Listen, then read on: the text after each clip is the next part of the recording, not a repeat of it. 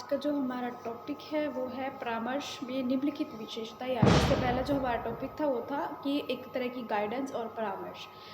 तो एक वैवाहिक जीवन में तो परामर्श में भी बहुत सारी कुछ विशेषताएं होती है, जिसमें है कि परामर्श की प्रक्रिया में दो व्यक्तियों का होना आवश्यक है। यानी कि एक व्यक्ति वो जिसको किसी भी चीज़ की समस्या का समाधान ढूंढना है, या चाहे वो किसी भी चीज़ के ऊपर उसको राय लेनी हो ऐसे अनुभवी व्यक्तियों से। तो यानी कि एक व्यक्ति वो जिसको समस्या का समाधान ढूंढना है, चाहे वो शिक्षा के ऊपर हो, रहन सहन के ऊपर हो, या अपने वैवाहिक जीवन के किसी भी समस्या को दूर करने के लिए एक ऐसा व्यक्ति जिसके साथ ये समस्याएं हैं, दूसरा व्यक्ति वो जो इन समस्याओं का समाधान देता है, या दूसरे व्यक्ति को एक सही राय देता है। यानी कि उसको कहीं ना कहीं अपने अनुभवों के द्वारा उसकी समस्याओं को या तो वो दूर करता है या फिर उसको वो सही राय देता है। तो दो व्यक्तियों का होना बहुत आवश्यक होता है। दूसरा है कि इस प्रक्रिया द्वारा सेवार्थी को अपनी समस्याएं स्वयं हल करने की योग्य बनाया जाता है। यानी कि जब किसी भी व्यक्ति की समस्या को किया जाता है, यानी कि सेवार्थी यानी जिस व्यक्ति को राय दी जा रही है, यानी जिस व्यक्ति के साथ किसी भी संबंधित कोई भी परेशानी है या समस्या है, तो जब दूसरा व्यक्ति यानी कि एक ऐसा व्यक्ति जो परामर्श दे रहा है, राय दे रहा है, तो जब वो उसे किसी भी चीज़ का समस्या का समाधान देता है,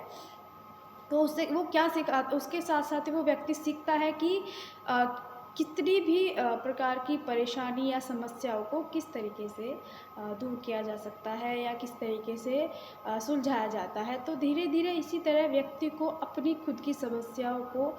हल करने के योग्य बनाया जाता है। थर्ड है, परामर्श प्रार्थी को समझने में पर्याप्त सहायता देता है, जिससे वह अपनी समस्याओं के समाधान के लिए निर्णय लेता है। यानी कि जो परामर्श प्रार्थी को समझने में पर्याप्त सहायता देता है,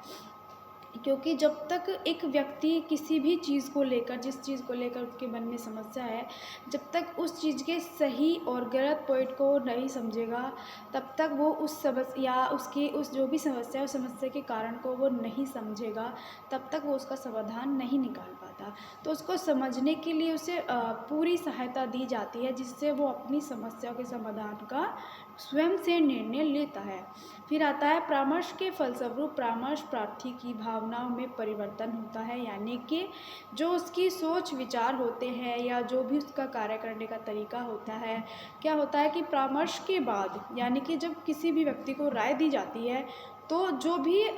जिस भी व्यक्ति को दी जाती है, तो उसकी भावनाओं में परिवर्तन होता है। यानी कि जो उसकी सोच विचार है, तो उस परामर्श के द्वारा हो सकता है उसकी जो भावनाएं हैं, या जो भी उसकी समझ है उस व्यक्ति की, उस परामर्श के द्वारा उनको दूर किया जाता है, या उनमें चेंजेस यानी परिवर्तन आ जाता है।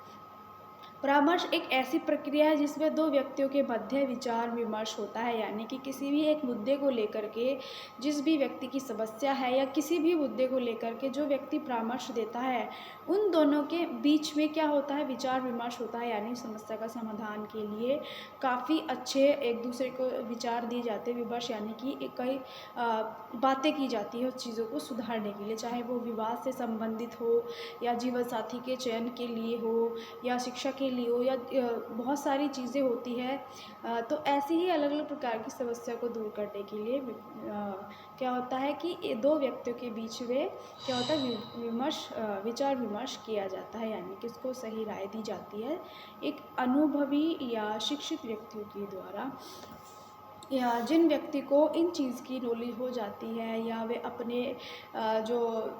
कह सकते हैं ज़िंदगी के अनुभवों के द्वारा वो बहुत सारी समस्याओं का निदान, या बहुत सारी परामर्श, या कह सकते हैं कि राय के द्वारा उन समस्या को दूर आसानी से किया जा सकता है। फिर आता है इसमें कि वैवाहिक परामर्श की विधियाँ, यानी कि मेथड्स ऑफ मैरिज काउंसलिंग। तो देखिए, संपूर्ण परामर्श प्रक्रिया को संचालित करने के लिए परामर्शदाता और प्रार्थी के मध्य अनौपचारिक संबंध स्थापित करने के लिए विभिन्न विधियों का प्रयोग करना होता है, जो विधियाँ निम्नलिखित है। तो पहली इसमें मेथड आता है साक्षात्कार विधि यानी कि इंटरव्यू मेथड। तो परामर्श देने का कार्य साक्षात्कार विधि द्वारा ही प्रमुख किया जाता है, यानी कि एक दूसरे के सामने। तो प्रार्थी की समस्या के कारणों को जानने के लिए साक्षात्कार एक महत्वपूर्ण विधि है, यानी कि एक सबसे और बहुत इम्पोर्टेंट मेथड है, क्योंकि सामने वाले व्यक्ति के क्योंकि जो इंटरव्यू मेथड होता है यानी कि एक दूसरे के सामने किया जाता है, यानी एक दूसरे को व्यक्ति अच्छे से सुन सकता है, व्यक्ति को अच्छे से देख सकता है, उसको समझ सकता है, यानी अपनी आंखों के सामने व्यक्ति बैठा है उसके सामने उसके व्यक्ति के सामने ये इंटरव्यू मेथड का यूज़ किया जाता है। तो साक्षात्कार के समय परामर्शदाता को प्रार्थी के मध्य मधुर संबंध बनाने चाहिए, क्योंकि देखिए जब तक आप सामने वाले व्यक्ति से अच्छे से नहीं मिलजुल पाते तब तक सामने वाला व्यक्ति अपनी समस्याओं को आप तक नहीं पहुंचा पाता, या जब तक आप सामने वाले व्यक्ति को नहीं समझ पाते, सही तरीके से नहीं बोल पाओगे, तो तब तक वो व्यक्ति अपने मन की बात या किसी भी प्रकार की बात को नहीं समझेगा। तो सबसे पहले उसके सामने या उसके साथ एक मधुर संबंध यानी एक अच्छा संबंध बनाना चाहिए तथा प्रार्थी को बोलने तथा अपने विचार प्रस्तुत करने की स्वतंत्रता देनी चाहिए, यानी कि जो भी उस व्यक्ति के मन में है, जो भी उसकी सोच विचार है या जो भी उसकी थिंकिंग है, उसको इतनी स्वतंत्रता तो देनी चाहिए ताकि व्यक्ति अपने विचार खुल करके आपके सामने या जो भी परामर्श दे रहा है उसके सामने अच्छे से रख सकता है, चाहे उसमें वो अपनी कितनी भी प्रकार की समस्या हो या जीवन साथी के सिलेक्शन के टाइम वो अपनी इच्छा बताता हो कि मुझे इस प्रकार का जीवन साथी चाहिए। तो जो भी उसकी विचार है या जो भी उसके बोलना है, जो भी उसको अपनी बातें साफ रखनी है, उसको बोलने की स्वतंत्रता का होना बहुत ज़्यादा ज़रूरी है। और इस बात का भी ध्यान देना चाहिए कि प्रार्थी साक्षात्कार देते समय सुविधा का अनुभव करे, यानी कि उसके अंदर ऐसी कोई चीज़ ना हो या इस तरह का कोई डर ना हो कि वो अपनी बातों को ना कह पाए, या फिर जो भी वो कह रहा हो उस पर वो बोलने में सुविधा का अनुभव करे। क्योंकि जब तक इंसान एक सही सुविधा का या जब तक आपको नहीं लगता कि सामने वाले व्यक्ति के सामने कुछ बात कहनी है तब तक वो नहीं कह पाता। तो जितना अच्छा व्यवहार होगा, जितने अच्छे तरीके से आप सामने वाले को समय दोगे या सामने वाले को बोलने की स्वतंत्रता दोगे, तभी वो उतनी अच्छी अपनी समस्याओं को, उतनी अपनी बातों को रख सकता है। फिर आता है समूह निर्देशन यानी ग्रुप गाइडेंस। इस विधि में समूह में परामर्श दिया जाता है, यानी कि समूह यानी कि बहुत सारे लोगों के बीच में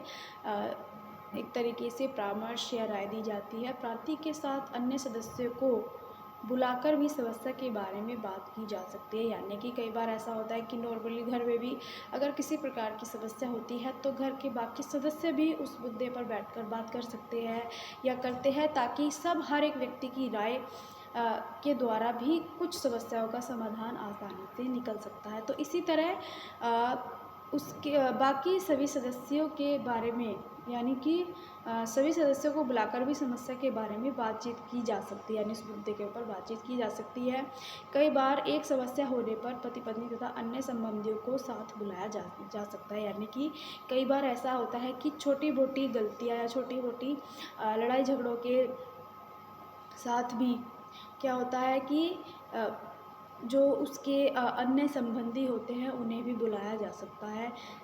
जिससे उन्हें दूसरे सदस्यों के मूल्य, भावना और रुचियों की भी जानकारी प्राप्त होती है, यानी कि जितने ज़्यादा सदस्य होंगे उतने ही सदस्य अपने मूल्य, अपनी भावनाओं को सामने व्यक्त करते हैं, अपनी रुचियों को बताते हैं, जिससे क्या होता है कि और उस समस्या का समाधान या बहुत सारी जानकारी प्राप्त होती है। फिर आता है निदानात्मक विधि, यानी कि लास्ट मेथड है क्लिनिकल मेथड। परामर्श के संबंध में निदानात्मक विधियों और उपचारात्मक विधियों का आशय उन वस्तुनिष्ठ तथा वैज्ञानिक विधियों से है। इस विधि में परामर्शदाता मनोवैज्ञानिक, चिकित्सक, परिवार के बड़े बुजुर्ग, रिश्तेदारों से विचार विमर्श करते हैं, यानी कि अगर किसी भी समस्या को दूर करने के लिए इसमें क्या किया जाता है कि जो परिवार के बड़े सदस्य होते हैं, यानी जो परिवार के हेड होते हैं या ऐसे व्यक्ति जिनको अपने लगभग जीवन की संपूर्ण कह सकते हैं संपूर्ण चीज़ों का अनुभव हो या अधिक से अधिक समस्याओं को आसानी से दूर कर सकते हैं। तो ऐसे व्यक्तियों के विचार विमर्श का लेना या उसमें मनोवैज्ञानिक हो, चिकित्सक हो या बाकी के रिश्तेदार हो, तो आपस में बातचीत करते हैं जिससे समस्या का समाधान किया जा सकता है या समस्या के कारणों को जानने का प्रयास किया जा सकता है। क्योंकि एक ही मुद्दे पर अगर जितने ज़्यादा लोग बोलते हैं तो सबकी अलग अलग राय निकल कर के आती है, अलग अलग कारण निकल के आते हैं। तो हो सकता है कि जितने ज़्यादा व्यक्ति होंगे उतने ही ज़्यादा विचार विमर्श होंगे और उसी के द्वारा समस्या के कारणों को जानने का प्रयास किया जाता है तथा उसका फिर उपचार किया जाता है। यानी कि पहले उस समस्या का कारणों को ढूंढा जाता है। जब पता चल जाता है कि इस समस्या का ये कारण है तो उसी के अनुसार उसका उपचार यानी कि उन चीज़ों को सुधारा जा सकता है। तो स्टूडेंट्स, ये जो आज का हमारा टॉपिक है मैरिटल गाइडेंस एंड काउंसलिंग, ये टॉपिक यहाँ पर आज कंप्लीट हो गया है।